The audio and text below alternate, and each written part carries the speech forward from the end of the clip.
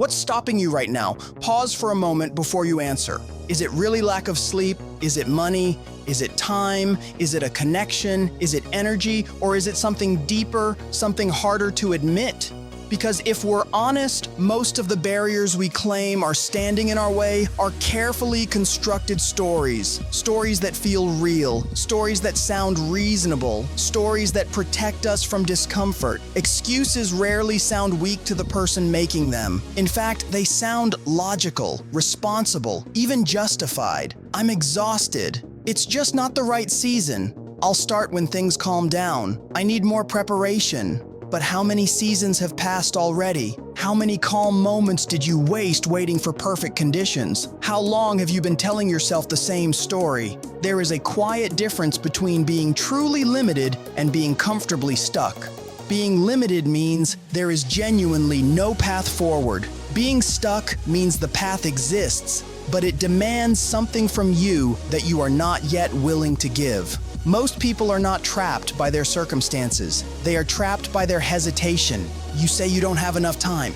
But how much time slips through your fingers each day scrolling, complaining, worrying, doubting? You say you don't have enough money, but have you exhausted every option to learn, to improve, to create value? You say you don't have enough energy, but what drains your energy more, action or overthinking? The truth can be uncomfortable. You have more than you think. You have access to information that kings in history could not imagine.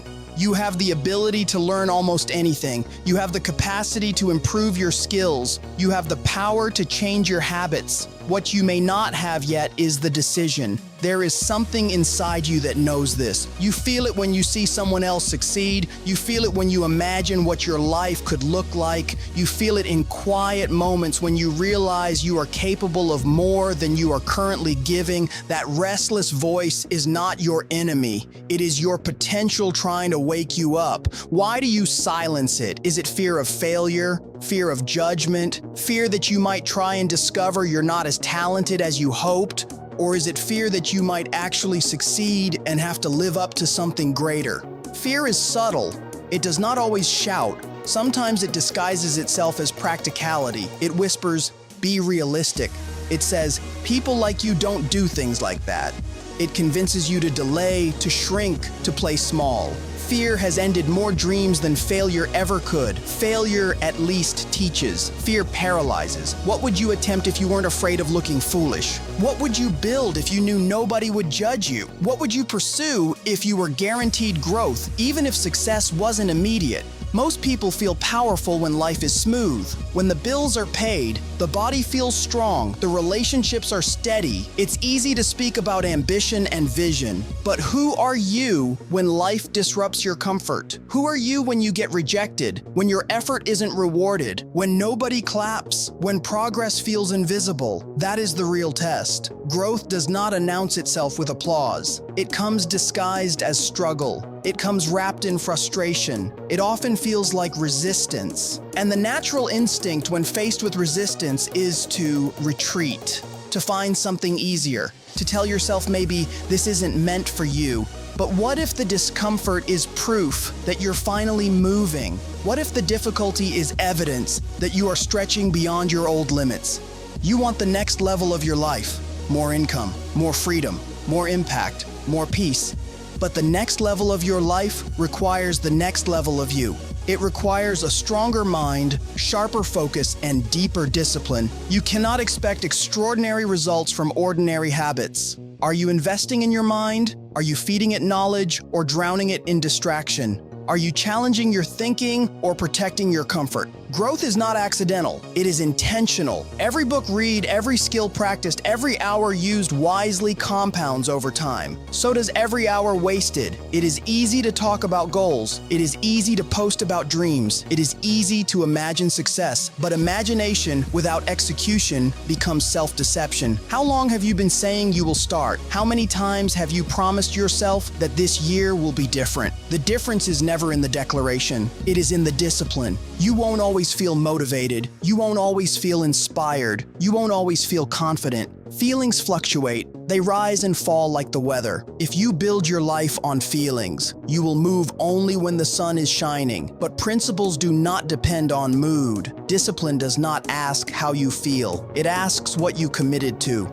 How many opportunities have slipped away because you didn't feel like acting that day? How many doors remained closed because you postponed one conversation, one application, one risk? You cannot let emotions drive the direction of your life. You can acknowledge them, but you must not surrender to them. Because if you do not discipline your emotions, they will discipline you. Taking full responsibility is where everything changes. Not partial responsibility, not a convenient responsibility, full responsibility.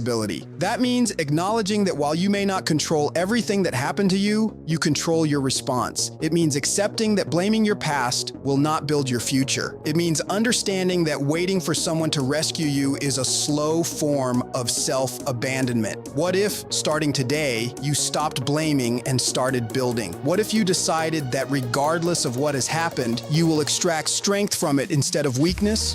This is your life, not a rehearsal, not a draft, not a practice round. The last chapter has not been written yet.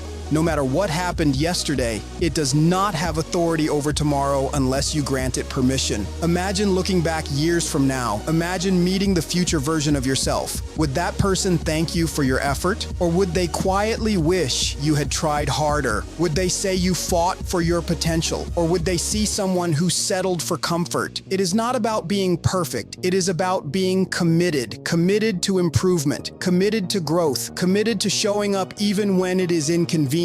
Especially when it is inconvenient. Change is not easy. It is not supposed to be easy. If it were, everyone would be exceptional. But most people stop at discomfort. They interpret struggle as a sign to quit rather than a signal to push deeper. They confuse temporary pain with permanent limitation. You are stronger than you think. The human spirit has endured wars, loss, rejection, and hardship beyond imagination. Inside you is resilience that has not yet been fully tested. Why assume you are fragile when you have not truly challenged yourself? What if the breakthrough you are waiting for is waiting on you? What if the opportunity is already in front of you, disguised as effort? What if the only thing standing between you and the life you want is the decision to stop negotiating with your excuses? You do not need a perfect moment. You need a committed one. You do not need unanimous support. You need self-belief. Even if no one else sees your vision, you must see it clearly enough to act on it. At the end of your feelings may be nothing but comfort. At the end of your principles is a promise that consistent effort compounds, a promise that skills sharpen with repetition, a promise that courage grows with action. So I ask you again, what is truly stopping you? Is it the circumstances or is it hesitation? Is it a lack of opportunity or lack of initiative? Is it impossible or is it fear? There comes a moment when you must decide that enough is enough. Enough postponing, enough doubting, enough shrinking, enough talking.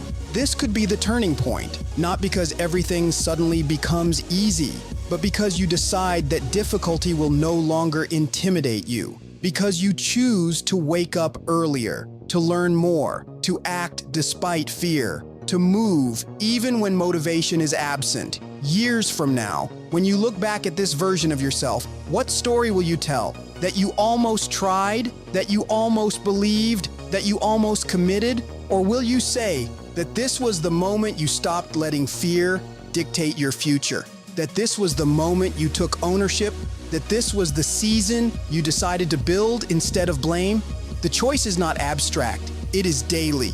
It is in how you spend your next hour. It is in whether you take action after reading this or return to old patterns. It is in whether you allow comfort to win again. You have time. You have access. You have potential. The question is not whether you are capable. The question is whether you are willing. So what are you going to do now? Would you like it? Hit the like button and subscribe to our channels for more interesting and informative videos.